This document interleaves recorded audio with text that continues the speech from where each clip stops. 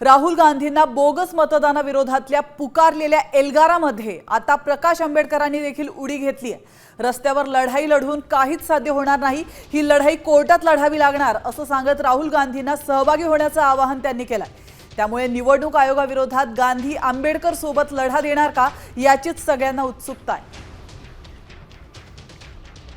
तरी इलेक्शन कमिशनच्या विरोधामध्ये डॉक्युमेंट्स घेऊन इलेक्टोरेटची यादी जी आहे ती कशी कायदेशीर नाही, मनमानी पद्धतीने केलेली आहे अशा असणाऱ्या ह्याच्यामध्ये त्यांनी दाखवून दिलं। त्याचं असणारं आम्ही अभिनंदन केलेलं आहे।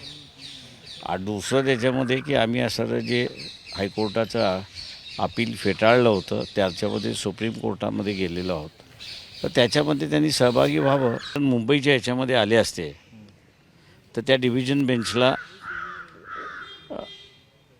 जो निर्णय दिला कदाचित देणं त्यांना कठीण झालं असतं।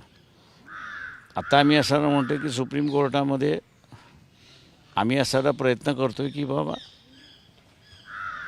75 लाख 76 लाख मतदान जे आहे ते 76 लाख मतदानाची कागदपत्र हे सुप्रीम कोर्टात तरी इलेक्शन कमिशनने दाखल करावी।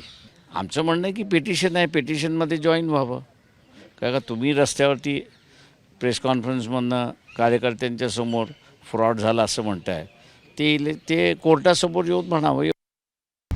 आता isakal.com आहे देशातील नंबर 1 ची मराठी न्यूज वेबसाईट।